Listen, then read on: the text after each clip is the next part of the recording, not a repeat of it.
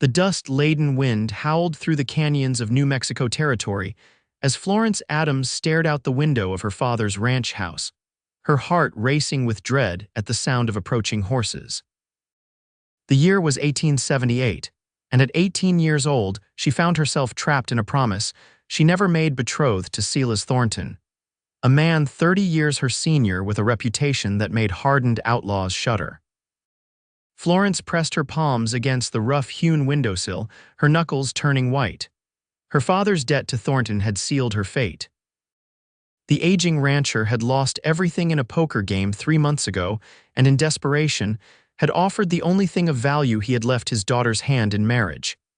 "They'll be here by sundown," her father muttered, not meeting her eyes as he packed his few remaining possessions. He would be leaving for California once the transaction was complete, abandoning Florence to her fate. "Thornton's bringing the marriage papers. It's all arranged." Florence fought back tears. "Papa, please, he's a monster. Everyone knows what happened to his last wife." Her father's face hardened. "That's just talk. Besides, we've no choice. The debt stands." Florence turned away, unable to bear the shame in her father's eyes. Stories of Silas Thornton's cruelty circulated throughout the territory, how his previous young wife had mysteriously fallen from a cliff after questioning his business dealings, how ranch hands who crossed him vanished without a trace. No one ever found evidence against him, but everyone knew the truth. Miles away, Owen Farrell guided his horse down the dusty trail toward Alameda Springs, a small settlement nestled in the foothills. At 22, he had already established himself as one of the most reliable cattle drivers in the territory.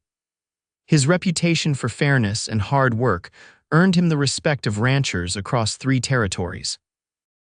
With sandy brown hair tousled beneath his wide-brimmed hat and steady blue eyes that missed little, Owen had come to deliver the payment for the cattle drive he'd just completed. The local saloon was buzzing with gossip when Owen entered. He nodded to familiar faces as he made his way to the bar, ordering a whiskey. "Shame about old Adams," the barkeep said, sliding Owen his drink. "Adams?" Owen asked. "Thomas Adams out at Willow Creek," the barkeep nodded. "Lost everything to Thornton. Word is the debt's being settled today." "Thornton's taking his daughter." Owen stiffened. He'd met Florence Adams once before when delivering cattle to her father's ranch. She had been kind to his men, bringing water and food during a particularly hot day. Her bright smile and quick wit had stayed with him for months afterward. The thought of her being handed over to Thornton like property made his stomach turn. "That true?"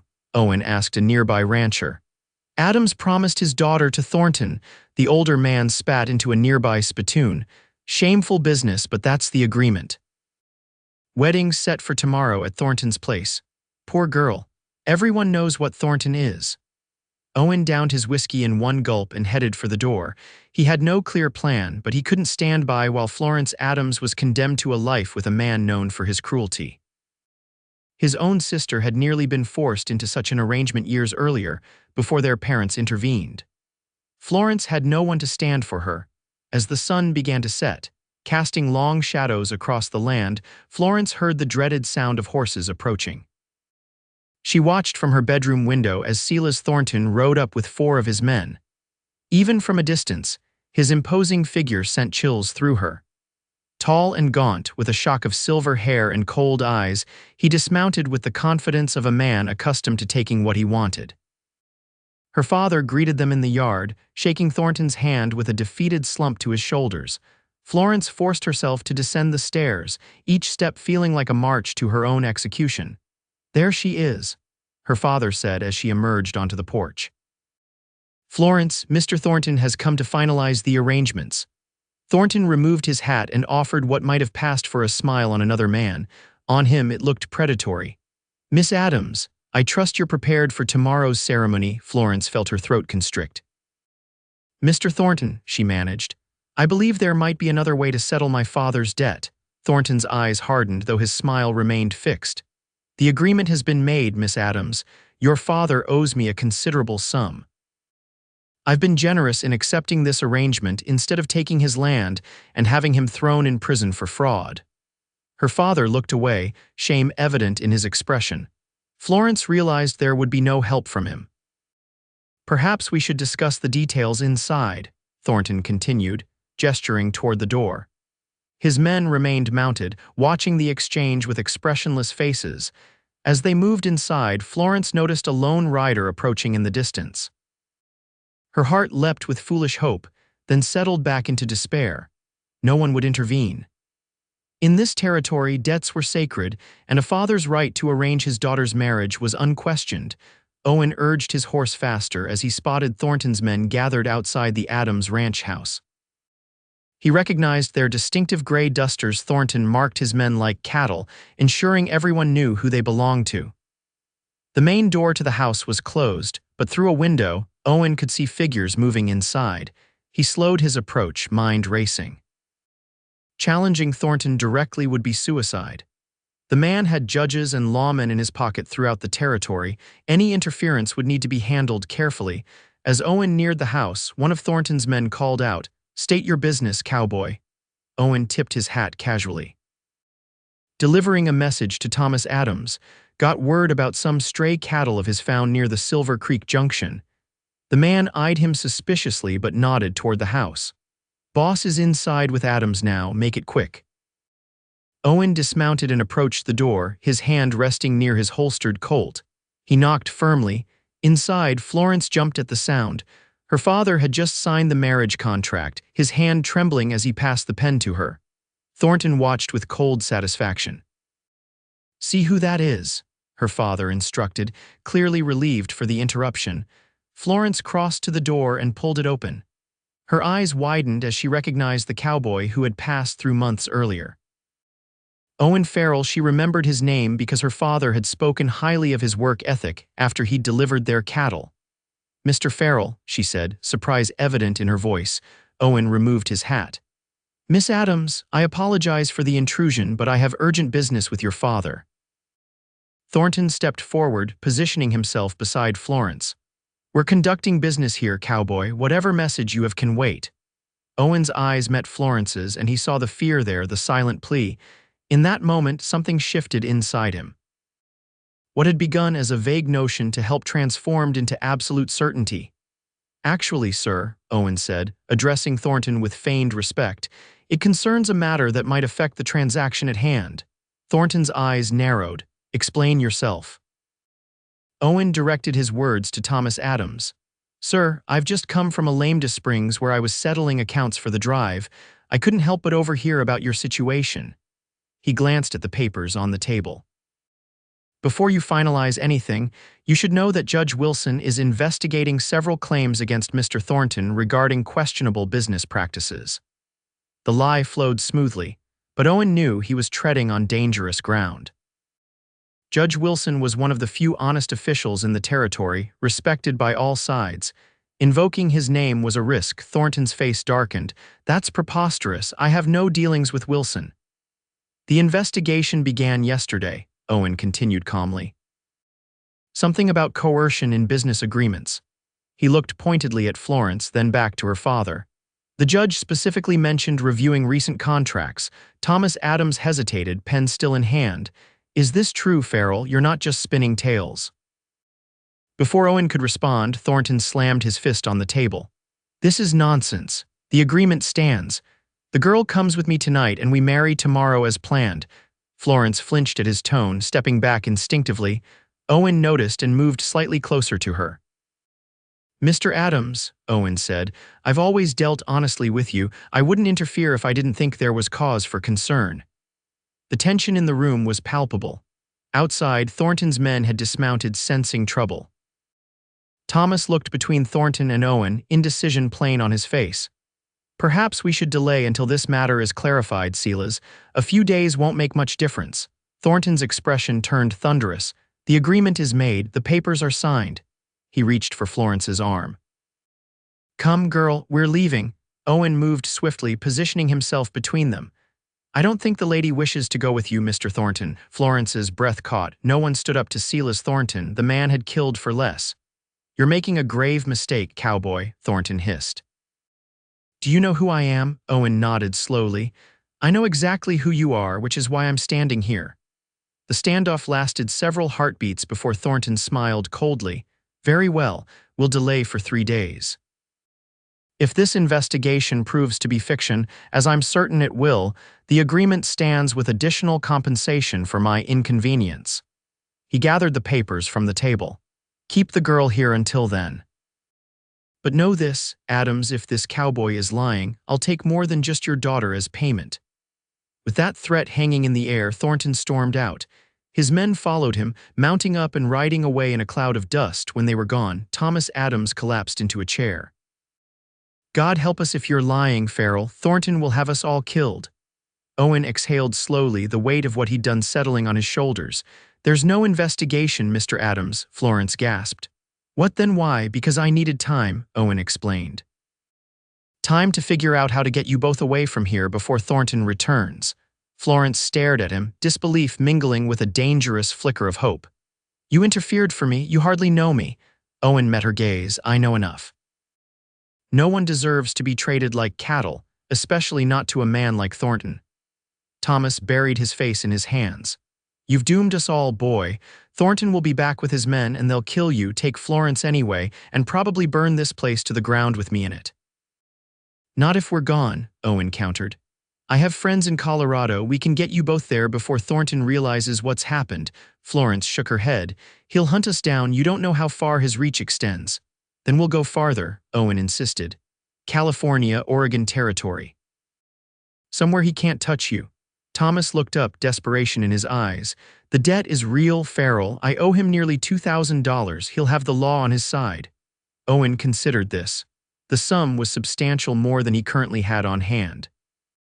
But he had connections, people who owed him favors. "Give me tonight to arrange things. Pack only what you can carry on horseback. We leave at first light." As darkness fell, Owen rode hard for Alameda Springs. His mind raced with plans and possibilities. He had saved most of his earnings from the cattle drives, but it wasn't enough to cover Adam's debt. He would need help. His first stop was the home of Jeremiah Taylor, a rancher who owed Owen for saving his herd during a flash flood the previous spring. $2,000.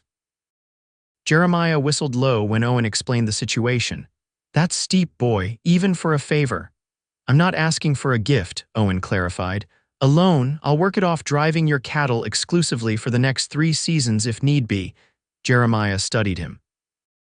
"This girl must be something special for you to stake your future on her." Owen shook his head. "It's not about that. It's about what's right. No woman should be forced into marriage to settle a man's debt, especially not to someone like Thornton." After consideration, Jeremiah agreed to contribute $500. "It's all I can spare right now. Will it be enough?" "It's a start." Owen thanked him and continued his rounds, calling in favors and making promises. By midnight, he had secured $1,200, still short, but perhaps enough to negotiate. His final stop was the home of Sheriff Marcus Riley, one of the few lawmen not in Thornton's pocket. Riley listened to Owen's story with a grim expression. "You're playing a dangerous game, Farrell. Thornton's not a man to cross." "I know," Owen acknowledged, "but I can't walk away from this," the sheriff sighed. "Thornton's been a thorn in my side for years, but he's careful, never leaves evidence." He thought for a moment. "I can't give you money, but I can give you information. Thornton's been rustling cattle across the border. I've been building a case, but haven't had enough to move on him." "How does that help us now?" Riley smiled thinly. "Because I can delay him. When he comes back to claim the girl, I'll have questions about some missing cattle. It won't hold him long, but it might buy you the time you need to get clear of the territory." Owen nodded gratefully. "Thank you, Sheriff." As dawn broke, Owen returned to the Adams Ranch with his gathered funds and several fresh horses. Florence was waiting on the porch, a small bag at her feet. She looked pale but determined. "Your father?" Owen asked, dismounting. Florence's expression hardened. "He left during the night, took what money was left and headed west, said he couldn't face Thornton again." Owen absorbed this news with surprise. "He abandoned you." "He's been doing that my whole life in one way or another," she said with resignation. "I'm not surprised. This complicated matters." Owen had planned for both of them to travel together. With Thomas gone, Florence would be alone with him, a situation that could damage her reputation irreparably. "We'll need a chaperone," he said, thinking aloud. "Someone respectable who can travel with us." Florence shook her head. There's no time for that. Thornton could return any moment. Besides, my reputation will hardly matter if I'm forced to marry him. She had a point. Very well. Gather your things. We ride for Santa Fe first. I have connections there who can help us further. They departed as the sun crested the horizon, riding hard toward the northeast. Owen kept them off the main trails, following game paths and dry creek beds to avoid being tracked.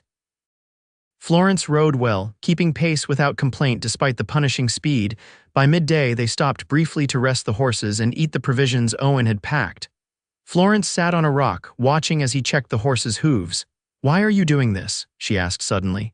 "Truthfully." "You're risking everything for a stranger." Owen straightened, considering his answer carefully. "My sister was nearly forced into a similar arrangement when she was 16. Our family intervened, but I saw what it did to her, the fear, the helplessness. No one should endure that." Florence studied him. "And you expect nothing in return, only that you gain the freedom to choose your own path," he replied. "Whatever that may be."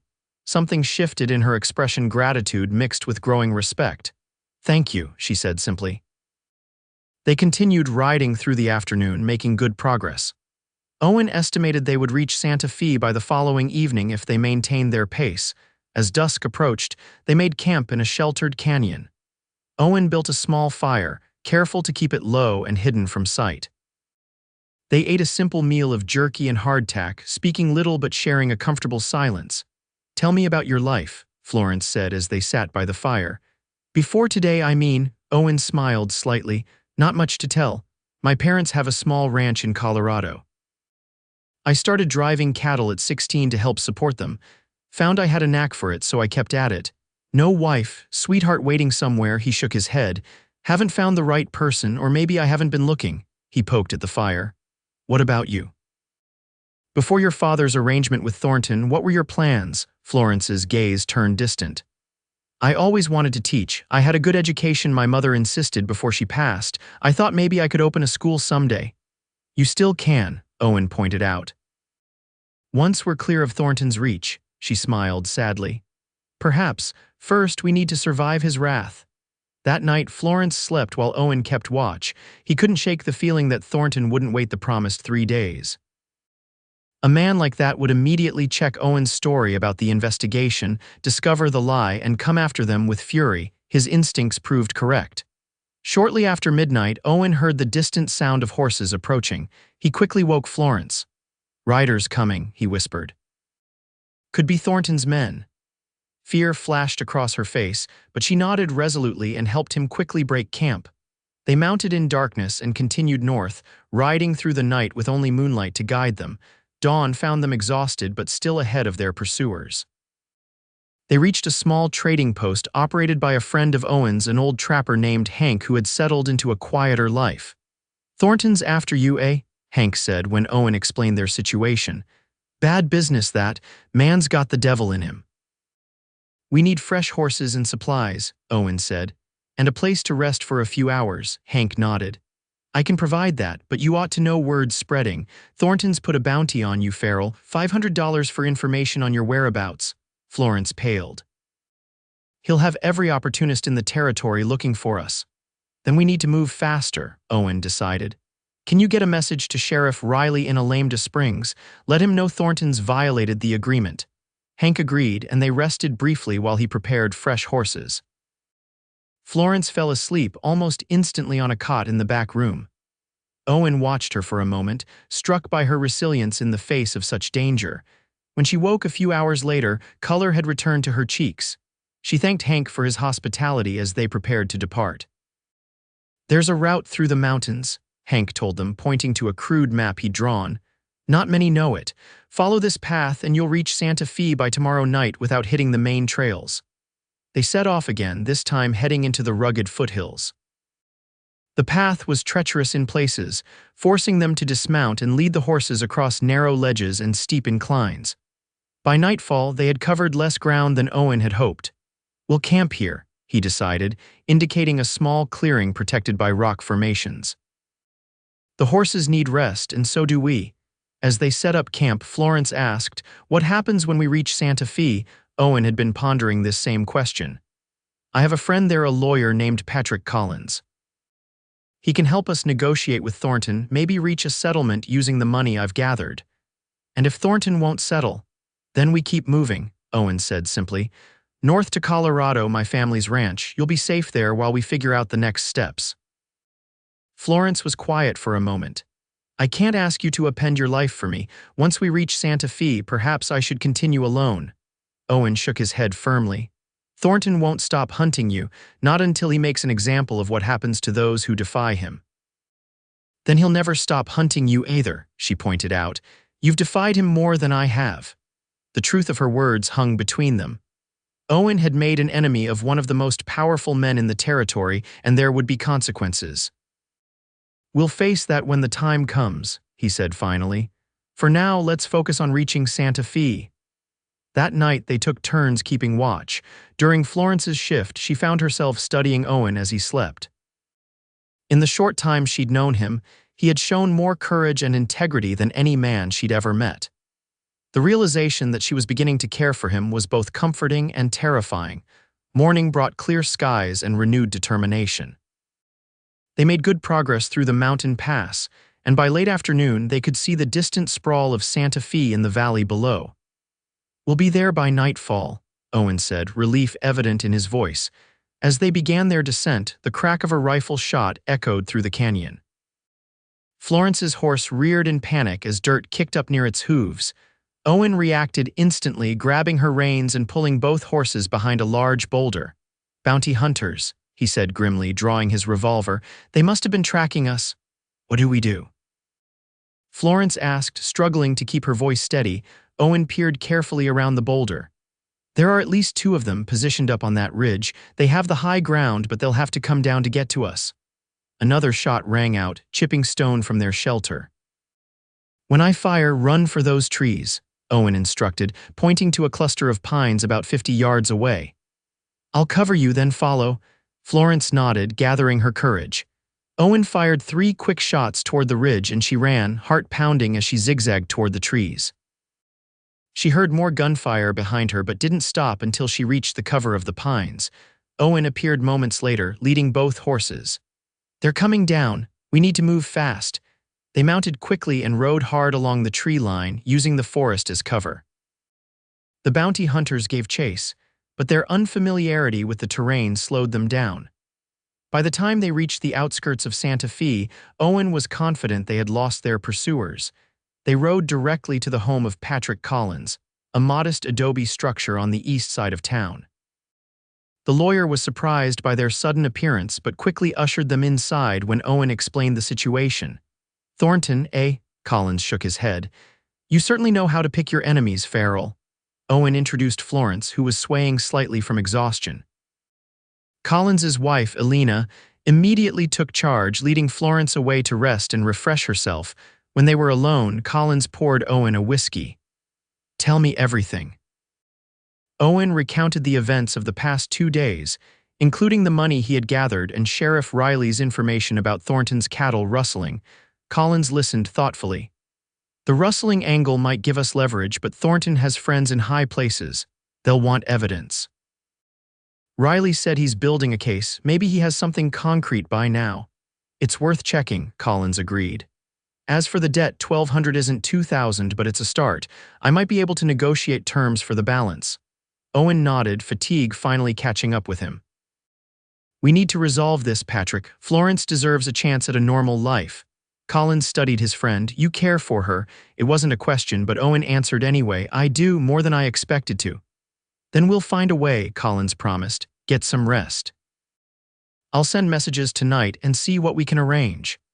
The following morning brought news that Thornton had arrived in Santa Fe with 6 men. They were making inquiries throughout town, and the bounty for information had doubled. We need to move quickly, Collins advised as they gathered in his study. I've sent a request for a meeting with Thornton at noon today at the courthouse. Public place, witnesses present, safer for everyone. Florence, looking rested but anxious, asked, will he agree to meet? He already has, Collins confirmed. He's confident in his position. After all, he holds a signed contract and is legally owed a substantial debt. Owen frowned. What's our strategy? Collins smiled slightly. Sheriff Riley arrived this morning with some very interesting documentation regarding Thornton's cattle operation. It seems one of his former men had a crisis of conscience before dying from a gunshot wound last month. Hope flickered in Florence's eyes. So we have leverage. We do, Collins nodded. But Thornton is still dangerous. This meeting needs to be handled carefully. At noon, they gathered at the courthouse. Thornton arrived with 4 of his men, his face a mask of controlled fury when he spotted Florence sitting beside Owen. Mr. Collins, he acknowledged the lawyer coldly. I understand you wish to discuss the matter of Thomas Adams's debt and the agreement regarding his daughter. Collins nodded formally. Indeed, Mr. Thornton. We have a proposal for settling the outstanding debt without the necessity of the marriage contract.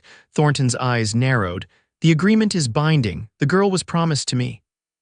Her father made that promise, Owen interjected, not Florence herself. The law recognizes a father's authority in such matters, Thornton countered. Besides, Adams owes me $2,000. I don't see that sum on the table. Collins placed a leather pouch on the table. We have $1,200 as immediate payment. For the remaining $800, we propose a promissory note with reasonable interest to be paid within 1 year. Thornton laughed dismissively. Insufficient. The agreement stands. Before you refuse, Collins said calmly, you should examine these documents. He slid a folder across the table. Sheriff Riley of Alameda Springs has been investigating certain cattle operations along the Mexican border, operations that would interest federal authorities greatly. The color drained from Thornton's face as he scanned the papers. This proves nothing, he said, but his voice lacked conviction. The testimony of your former associate, James Wilkes, is quite detailed, Collins continued. He provided locations, dates, names of buyers, before he died from what appears to have been a shot in the back. Thornton's men shifted uncomfortably behind him. One even took a step back as if distancing himself from his employer. What exactly are you proposing? Thornton asked after a tense silence. Accept the $1,200 now, Collins said. Forget the remaining debt, tear up the marriage contract, and consider the matter closed. In return, these documents remain private. Thornton's jaw clenched. And if I refuse, then copies go to the federal marshal's office this afternoon, Collins said simply. I imagine they'll be quite interested in speaking with you and your associates. The standoff lasted nearly a minute, with Thornton glaring alternately at Collins, Owen, and Florence. Finally, he snatched the pouch of money from the table. Keep the girl, he spat. She's not worth the trouble. He turned to Owen. But know this, Cowboy, you've made an enemy today. Watch your back. Owen met his gaze steadily. I believe we're even, Mr. Thornton. You walk away from here a free man, despite what those documents contain. I'd consider that a fair trade. With a final venomous look, Thornton stormed out, his men following behind. Several looked relieved that the confrontation had ended without violence. Florence let out a shaky breath. Is it over? Really over? Collins nodded, gathering the documents. Thornton knows when he's beaten. He won't risk federal charges over a debt and a failed marriage arrangement. Your father's contract is effectively void. Relief washed over Florence's face, followed quickly by concern. What about Owen? Thornton threatened him directly. Thornton makes threats when he's angry, Collins said. But he's also a businessman. Going after Owen now would only strengthen the case against him if these documents ever surfaced. As they left the courthouse, Florence turned to Owen. I don't know how to thank you. You risked everything for me, Owen smiled. Seeing you free to choose your own path is thanks enough. They walked in silence for a moment before Florence asked, What happens now? It was the question Owen had been pondering since their escape began. That depends on you, he said carefully.